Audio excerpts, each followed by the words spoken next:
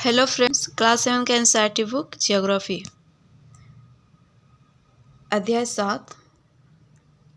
7 रेगिस्तान में जीवन। अध्याय 5 में आप पढ़ चुके हैं कि पेड़ पौधे, पशु एवं मनुष्यों के लिए जल ही जीवन है। जहाँ पीने के लिए जल ना हो, मवेशियों को चरने के लिए घास ना हो एवं फसलों के उगने के लिए जल ना हो, ऐसे स्थान पर किसी भी जीव के लिए जीवन कठिन ही होगा। तो हम लोग क्या पढ़ चुके थे कि पेड़ पौधे, पशु और मनुष्यों के लिए जल ही जीवन है। और जहाँ पीने के लिए जल ना हो, मवेशियों को चरने के लिए घास ना हो एवं फसलों के उगने के लिए जल ना हो, ऐसे स्थान पर किसी भी जीव के लिए जीवन कठिन ही होगा। अब हम विश्व के उन स्थानों के बारे में पढ़ेंगे जहाँ लोग अत्यधिक कष्टकारी तापमान में भी जीना सीख चुके हैं। तो हम लोग इस बार कौन सी पढ़ेंगे कि विश्व के उन स्थानों के बारे में जहाँ पर लोग अत्यधिक कष्टकारी तापमान में भी जीना सीख चुके हैं। इनमें से कुछ स्थान आग की तरह गर्म है तो कुछ बर्फ की तरह ठंडे हैं। ये विश्व के रेगिस्तान क्षेत्र है। तो क्या ये कुछ बर्फ की तरफ बहुत ज़्यादा ठंडा और कुछ आग की तरह बहुत ज़्यादा गर्म। तो ऐसे स्थानों के बारे में हम लोग पढ़ेंगे। तो ये विश्व के रेगिस्तानी क्षेत्र है। तो ये क्या है? विश्व के रेगिस्तानी क्षेत्र है।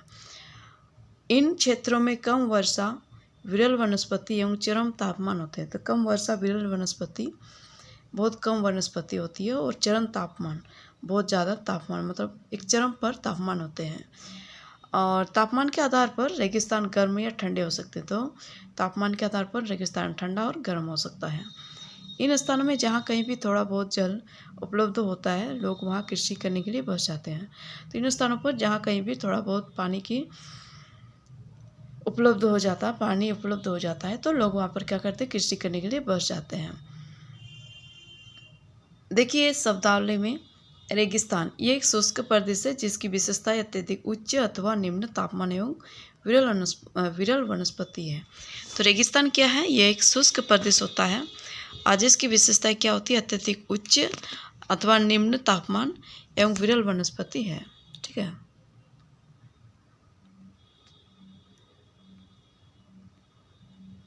गर्म रेगिस्तान सहारा। विश्व एवं अफ्रीका महाद्वीप के मानचित्र को देखिए। उत्तरी अफ्रीका के बड़े भूभाग पर फैले सहारा के रेगिस्तान का पता लगाइए। ये विश्व का सबसे बड़ा रेगिस्तान है। यह लगभग 8.54 लाख वर्ग किलोमीटर। तो कितने किलोमीटर है? 8.54 लाख वर्ग किलोमीटर।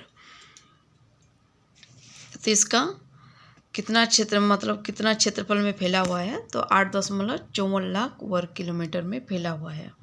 और क्या आपकी याद है कि भारत का क्षेत्रफल 32.8 लाख वर्ग किलोमीटर है। तो भारत का क्षेत्रफल कितना है? 32.8 लाख वर्ग किलोमीटर है। और सहारा रेगिस्तान 11 देशों से घिरा हुआ है। तो सहारा रेगिस्तान कितने देशों से? 11 देशों से घिरा हुआ है।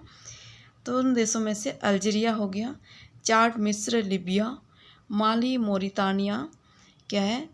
अल्जीरिया, चाड, मिस्र, लीबिया, माली, मोरितानिया, मोरक्को, नाइजर, सूडान, ट्यूनीसिया एवं पश्चिमी सहारा। तो कितने देश हैं? 11, टोटल 11। अल्जीरिया, चाड हो गया, मिस्र हो गया, लीबिया हो गया, माली हो गया, मोरितानिया हो गया, मोरक्को हो गया, ये नाइजर हो गया, फिर सूडान हो गया, ट्यूनीसिया और क्या है? पश्चिमी सहारा। इस प्रकार से 11 देशों से घिरा हुआ है। रेगिस्तान के बारे में देखिए, ये सहारा रेगिस्तान है। ये सहारा रेगिस्तान है। देखिए, रेगिस्तान के बारे में सोचते समय आपके मस्तिष्क में तुरंत ही रेत का दृश्य उभरता है, परंतु सहारा मरुस्थल बालू की विशाल परतों से ढका हुआ नहीं है। तो क्या है?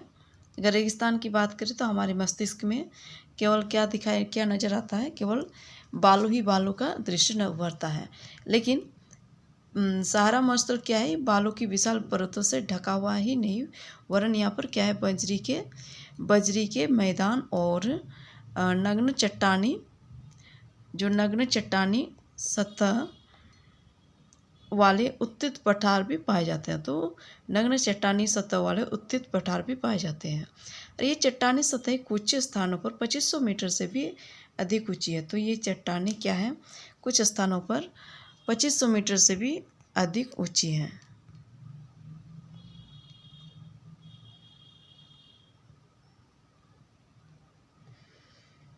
देखिए, डू यू नो में क्या आपको ये जानकर आश्चर्य होगा कि आज का सहारा रेगिस्तान एक समय में पूर्णतया हरा भरा मैदान था। सहारा की गुफाओं से प्राप्त चित्रों से ज्ञात होता है कि यहाँ नदियाँ और मगर पाए जाते थे। तो वहाँ पर जो सहारा रेगिस्तान है ना, तो ये पहले क्या था, एक हरा भरा मैदान था। लेकिन वहाँ पर क्या था, सहारा की गुफाओं से प्राप्त चित्रों से ज्ञात होता है कि यहाँ नदियाँ तथा मगर पाए जाते थे, मगरमच्छ पाए जाते थे, जैसे हाथी, शेर, जिराफ, शुतुरमुर्ग, भेड़, पशु तथा बकरियां सामान्य जानवर थे। और परंतु वहाँ की जलवायु परिवर्तन ने इसे बहुत गर्म व शुष्क प्रदेश में बदल दिया। तो पहले ऐसा नहीं था। सहारा मरुस्थल पहले क्या था, हरा भरा था। लेकिन वहाँ पर कुछ जलवायु परिवर्तन के कारण वहाँ पर क्या हुआ, गर्म और शुष्क प्रदेश में बदल गया। ठीक है।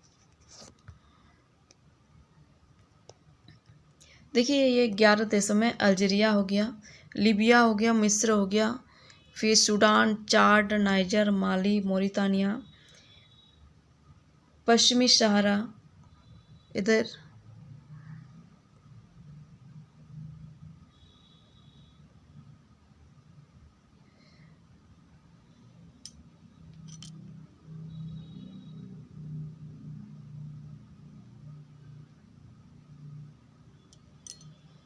ये सब जगह है ना।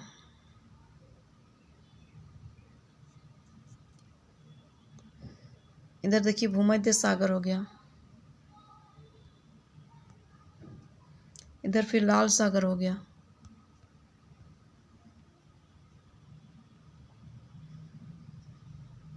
सारा मरुस्थल कितने जगह पर फैला है, देखिए इधर से इस कलर पर जितना है, इधर इधर इधर इधर पूरा भूमध्य सागर तक, फिर इधर इधर इतना तक फैला हुआ है।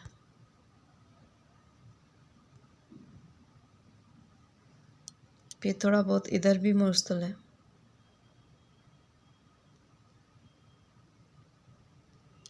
क्योंकि इस तरह का कलर दिखता है ना, तो इधर भी है थोड़ा सा। इस प्रकार से सारा मरुस्थल का भाग फैला हुआ है।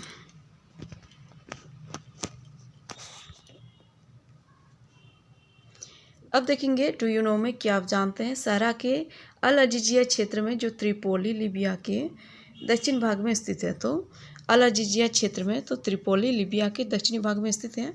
और यहाँ का सबसे अधिक तापमान 1922 में 57.7 डिग्री यानी 57.7 डिग्री सेल्सियस दर्ज किया गया था। तो 1922 की बात है, ये 57.7 डिग्री सेल्सियस दर्ज किया गया था। ये त्रिपोली लीबिया के दक्षिण भाग में स्थित है। अल अजीजिया क्षेत्र किस जगह पर है, त्रिपोली लीबिया के दक्षिण भाग में स्थित है। और यहाँ का तापमान 1922 में 57.7 डिग्री सेल्सियस दर्ज किया गया था। अब हम लोग देखेंगे जलवायु के बारे में। सहारा रेगिस्तान की जलवायु अत्यधिक गर्म एवं शुष्क है। तो सहारा रेगिस्तान की जलवायु कैसे है, अत्यधिक गर्म और शुष्क है। और यहाँ की वर्षा ऋतु अल्पकाल के लिए होती है। और यहाँ क्या होता है, बादल रहित एवं निर्मल होता है। यहाँ पर बादल रहित होता है और निर्मल होता है। और यहाँ नमी संचय होने की अपेक्षा तेजी से वाष्पित हो जाती है और दिन अविश्वसनीय रूप से गर्म होते हैं। दिन के समय 50 डिग्री सेल्सियस से ऊपर पहुँच जाता है। तो दिन के समय तापमान क्या होता है, 50 डिग्री सेल्सियस से भी ऊपर चला जाता है। और जिससे रेत एवं नग्न चट्टानें क्या होती है, अत्यधिक गर्म हो जाती है। और इनके इसके जो ताप का विकिरण होने से चारों तरफ क्या हो जाता है, सब कुछ गर्म हो जाता है। और रातें क्या हो जाती है, दिन के समय तो तापमान बढ़ जाता है, लेकिन रात के समय क्या होता है, तापमान एकदम नीचे गिर जाता है, यानी बहुत ज़्यादा ठंडी होती है तथा तापमान गिरकर हिमांक बिंदु लगभग 0 डिग्री सेल्सियस तक पहुंच जाती है। तो तापमान गिरकर कितना होता है, एकदम हिमांक मतलब एकदम बर्फ के समान हो जाता है, लगभग 0 डिग्री सेल्सियस तक पहुँच जाता है। वनस्पति जात एवं प्राणी जात में देखेंगे।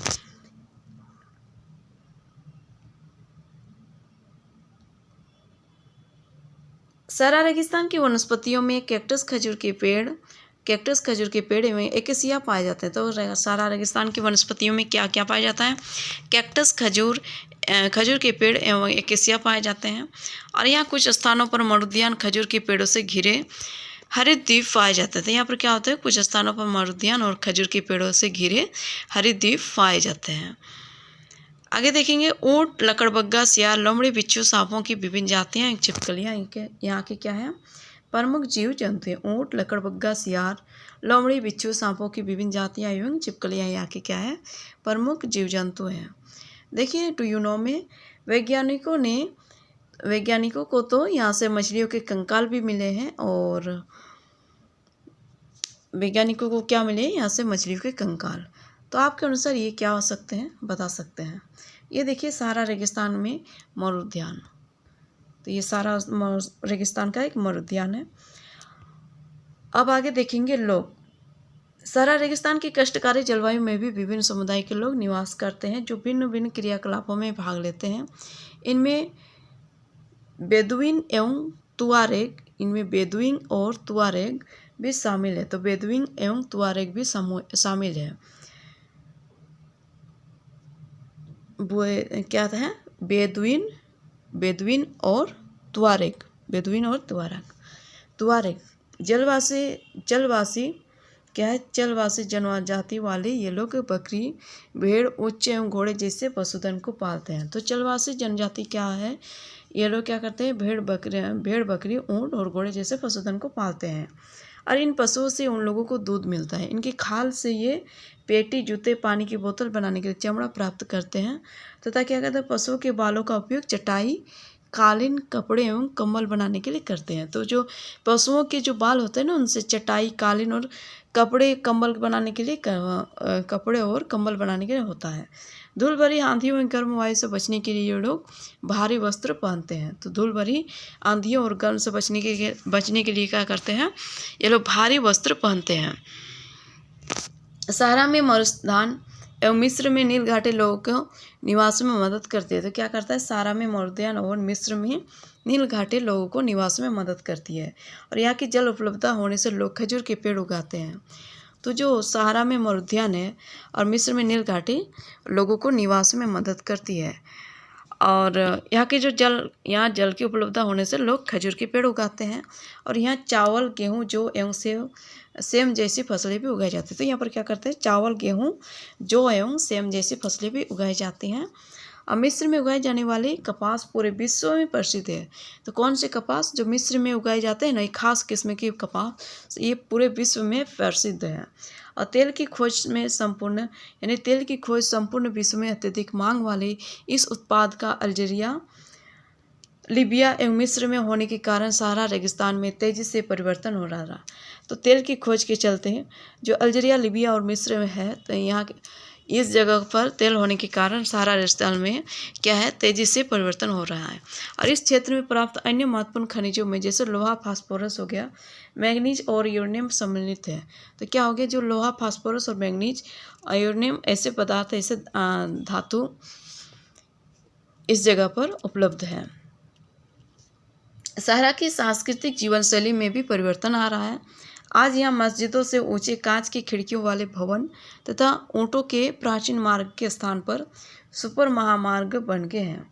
तो ऊँट के स्थान पर सुपर महामार्ग बन गए हैं, और जो मस्जिद है वहाँ पर ऊंचे कांच की खिड़कियों वाले भवन, ठीक है, इस प्रकार से चेंज हो रहा है। यानी मस्जिदों में क्या बन गए, ऊंचे कांच की खिड़कियों वाले भवन बना, और ऊँटों के प्राचीन मार्ग की जगह पर सुपर महामार्ग बन गया, और नमक के व्यापार में ऊँटों का स्थान ट्रक ले रहे हैं। तुआरेग लोग विदेशी पर्यटकों के लिए मार्गदर्शन कर रहे हैं।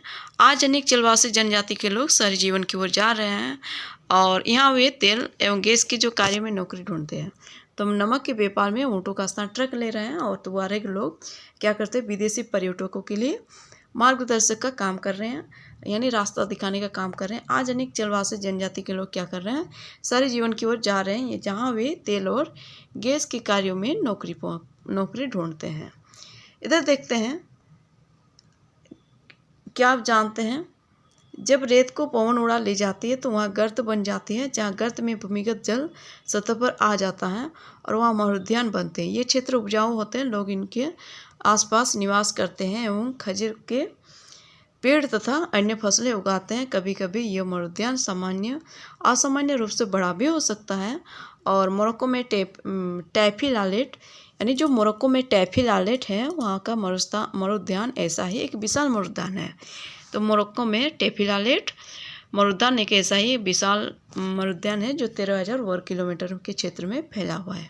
तो कितने किलोमीटर क्षेत्र में, यानी 13,000 वर्ग किलोमीटर क्षेत्र में फैला हुआ है मोरक्को में टैफिलालेट। मोरक्को में क्या है, टैफिलालेट। ये जो बालू का जो रेत होता है ना, उसको क्या करते हैं, पवन उड़ा के ले जाते हैं। तो वहाँ पर क्या हो जाता है, गड्ढा बन जाता है ना, गर्त बन जाता है। फिर उस गर्त में क्या होता है, भूमिगत जल सतह पर आ जाता है। तो भूमि का पानी जल ऊपर में आ जाता है और या फिर बारिश हो जाता है तो उस गर्त में जमा भी हो जाता है वो पानी, और वहाँ पर क्या होने लगते हैं, मरुद्यान बनते हैं। जब पानी होगी तो उसमें पेड़ पौधे भी तो उगेंगे ना, तो उस जगह को क्या कहते हैं, मरुद्यान। और ये क्षेत्र उपजाऊ होते हैं, लोग इनके आसपास क्या करते हैं, निवास करते हैं। फिर खजूर के पेड़ तथा अन्य फसलें भी उगाते हैं। और कभी कभी ये मरुद्यान असामान्य रूप से बड़ा भी हो सकता है। और फिर क्या हो गया, मोरक्को में टैफिलालेट मरुद्यान एक ऐसा ही विशाल मरुद्यान है जो 13,000 वर्ग किलोमीटर के क्षेत्र में फैला हुआ है। अब देखेंगे ये शब्द की उत्पत्ति है। शब्द की उत्पत्ति, लद्दाख शब्द दो शब्दों से बना है। ला का अर्थ है पर्वतीय दर्रा तथा दाख का अर्थ है क्या, देश। यानी ला का पर्वतीय दर्रा और दाख का अर्थ है देश, यानी पर्वतीय दर्रा देश। ठीक है। ठंडा रेगिस्तान लद्दाख। जम्मू एवं कश्मीर के पूर्व में वृहत हिमालय में स्थित लद्दाख एक ठंडा रेगिस्तान है। हम लोग गर्म रेगिस्तान के बारे में देख लिए, अब ठंडा रेगिस्तान के बारे में देखेंगे। तो ये जम्मू और कश्मीर के जो पूर्व में वृहत हिमालय स्थित है, तो वहाँ पर लद्दाख एक ठंडा रेगिस्तान है। और इसके उत्तर में क्या है, काराकोरम पर्वत श्रेणियाँ, एवं दक्षिण में क्या है, जास्कर पर्वत। यानी उत्तर में क्या है, काराकोरम पर्वत श्रेणी, और दक्षिण में क्या है, जास्कर। ठीक है। और लद्दाख से होकर अनेक नदियाँ बहती है और जिनमें सिंधु नदी प्रमुख है। और ये नदियाँ गहरी घाटियों एवं महाखाड, यानी ये नदियाँ क्या होती है, बहुत ज़्यादा गहरी घाटी के साथ और महाखड यानी गार्ज का निर्माण करती है। लद्दाख में अनेक हिमानियाँ हैं, जैसे गंगरी हिमानी। लद्दाख में बहुत सारे हिमानियाँ भी पाए जाते हैं, जैसे गंगरी हिमानी है। और आगे देखेंगे, लद्दाख की ऊंचाई कारगिल में लगभग 3,000 मीटर है। यानी कारगिल में लगभग कितने हैं, 3,000 मीटर से लेकर काराकोरम में 8,000 मीटर से भी अधिक पाई जाती है। तो 3,000 से लेकर 8,000 मीटर से भी अधिक ऊंचाई पाई जाती है। और अधिक ऊंचाई के कारण यहाँ की जलवायु अत्यधिक शीतल एवं शुष्क होती है। और इस ऊंचाई पर वायु परत पतली होती है और जिससे सूर्य की गर्मी की अत्यधिक तीव्रता महसूस होती है। तो यहाँ पर वायु क्या होती है, पतली होती है, और जिसके कारण सूर्य की गर्मी अत्यधिक तीव्रता महसूस होती है। और ग्रीष्म ऋतु में दिन का तापमान 0 डिग्री सेल्सियस से कुछ ही अधिक होता है और रात में तापमान 0 से 30 डिग्री सेल्सियस से नीचे चला जाता है। यानी रात में क्या होता है, तापमान 0 से -30 डिग्री सेल्सियस से नीचे चला जाता है। और शीत ऋतु में यह बर्फीला ठंडा हो जाता है। तापमान लगभग हर समय -40 डिग्री यानी -40 सेल्सियस से भी नीचे ही रहता है। चूँकि यह हिमालय की वृष्टि छाया क्षेत्र में स्थित है, अतः यहाँ वर्षा बहुत ही कम होती है। तो यहाँ पर हिमालय के पास होने के कारण, यानी हिमालय की वृष्टि छाया क्षेत्र में स्थित होने के कारण अतः यहाँ वर्षा बहुत कम ही होती है। ठीक है। देखिए, हम लोग मानचित्र को देखेंगे। इधर अफगानिस्तान है, इधर पाकिस्तान है, इधर गिलगित हो गया, इधर क्या है, गिलगित हो गया। ये सियाचिन हिमनद हो गया, इंडस नदी, श्योक नदी, और फिर इधर का चीन हो गया। इधर में क्या है, चीन है। इधर कारगिल हो गया, ये लद्दाख। ठीक है। ये लेह हो गया, यानी लद्दाख श्रेणी यहाँ से यहाँ तक है। और लद्दाख है, इधर श्रीनगर, जोजिला, जम्मू और कश्मीर। इधर फिर क्या है, देहरा गोमपास, और फिर ये बारालाचा, जम्मू, रोहतांग पास, हिमाचल प्रदेश, और ये सिंधु नदी। फिर इधर क्या है, तिब्बत। इस प्रकार से मानचित्र में था, ये लद्दाख का चित्र था। आगे हम लोग देखेंगे, मुश्किल से 10 सेंटीमीटर प्रति वर्ष यह क्षेत्र बर्फीली हवाओं एवं तेज जलाने वाले सूर्य ताप का अनुभव करता है। मतलब मुश्किल से 10 सेंटीमीटर प्रति वर्ष बारिश होती है। और ये क्षेत्र क्या होती है, बर्फीली हवाओं और तेज जलाने वाले सूर्य ताप का अनुभव करता है। और ये जानकर आपको आश्चर्य होगा कि यदि आप सूर्य की धूप में इस तरह बैठे कि आपके पैर छाया में हों तो आप एक समय पर ही उष्माघात एवं तुषार उपघात से ग्रसित हो सकते हैं। तो अगर आप एक समय पर ही उष्माघात एवं तुषार उपघात से ग्रसित हो सकते हैं। अगर आप अपना पैर छाया में यानी सूर्य की धूप में इस तरह बैठें कि अगर आपका पैर छाया में हो और आपका शरीर धूप में हो तो एक समय में ही उष्माघात और तुषार उपघात से ग्रसित हो सकते हैं।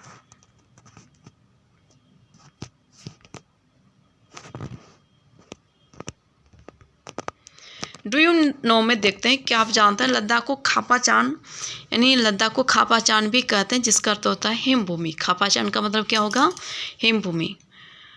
चिरू या तिब्बती एंटीलोप एक विलुप्त प्राय जीव है, यानी चिरू या तिब्बती। फ्रेंड्स यहाँ सबसे ना इस सबसे बड़ी ज़्यादा क्वेश्चन पूछता है, इसलिए सब देखना बहुत ज़रूरी होता है। चिरू या तिब्बती एंटीलोप एक विलुप्त प्राय जीव है, तो इसका विलुप्त हो चुका है। और इसका शिकार शाहतूत नामक इसके ऊन के लिए होता है। तो इसका शिकार क्या होता है, शाहतूत नामक इसको ऊन के लिए होता है, जो वजन में हल्का और अत्यधिक गर्म होता है। फिर आगे देखते हैं, क्या आप जानते हैं क्रिकेट का सबसे अच्छा बल्ला सरपत विलो पेड़ की लकड़ी से बना जाता है। क्रिकेट का सबसे जो अच्छा बल्ला बनता है ना, वो सरपत यानी पीलो पेड़ की लकड़ी से बनाया जाता है। लोग इधर का नहीं देखे,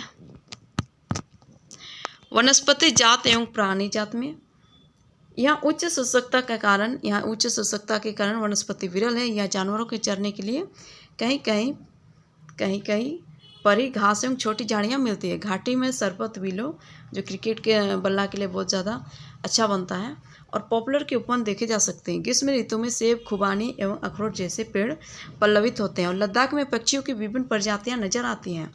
इनमें रॉबिन, रेड स्टार्ट, तिब्बती स्नोकॉक, रेवेन एवं क्या होता है रेवेन हुप यहाँ पाए जाने वाले सामान्य पक्षी हैं। इनमें से कुछ प्रवासी पक्षी हैं। लद्दाख के पशुओं में जंगली बकरी, जंगली भेड़, याक एवं विशेष प्रकार के कुत्ते आदि पाए जाते हैं। इन पशुओं को दूध, मांस एवं खाल प्राप्त करने के लिए पाला जाता है। तो इसको किस पर्पज से पाला जाता है, दूध, मांस और खाल प्राप्त करने के लिए। याक के दूध का उपयोग पनीर एवं मक्खन बनाने के लिए होता है और भेड़ एवं बकरी के बालों का उपयोग ऊनी वस्त्र बनाने के लिए किया जाता है। देखिए आगे देखेंगे लोगों के बारे में। क्या आप लद्दाख एवं तिब्बत तथा मध्य एशिया के निवासियों के बीच कोई समानता पाते हैं? तो यहाँ के अधिकांश लोग या तो मुसलमान हैं या बौद्ध। वास्तव में लद्दाख क्षेत्र में अनेक बौद्ध मठ अपने परंपरागत यानी गोपा के साथ स्थित है। कुछ प्रसिद्ध मठ है हेमिस थिक्से से एवं लामायुरु, यानी हेमिस थिक्से से एवं लामायुरु, ये सब प्रसिद्ध मठ हैं।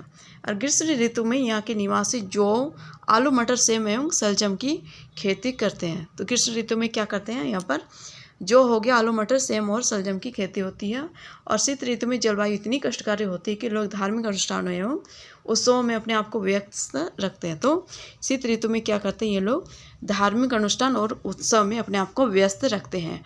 और यहाँ की महिलाएं अत्यधिक परिश्रमी होती है और वे केवल घर और खेतों में ही काम नहीं करती बल्कि छोटे व्यवसाय एवं दुकानें भी संभालती है। तो वह लोग क्या करते हैं, केवल घर बार में ही कार्य नहीं करते हैं, यानी घर में ही काम नहीं करती, ये लोग छोटे मोटे दुकान भी संभालती है यहाँ की महिलाएं। ठीक है।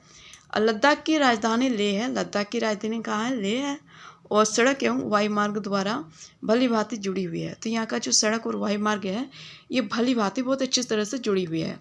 राष्ट्रीय राजमार्ग 1 लेह को जोजिला दर्रा होते हुए, यानी राष्ट्रीय राजमार्ग 1 क्या है, लेह को जोजिला दर्रा होते हुए कश्मीर घाटी से जोड़ता है। क्या आप हिमालय की कुछ अन्य दर्रों के बारे में बता सकते हैं?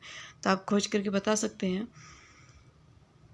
ये देखिए थिक्से मठ,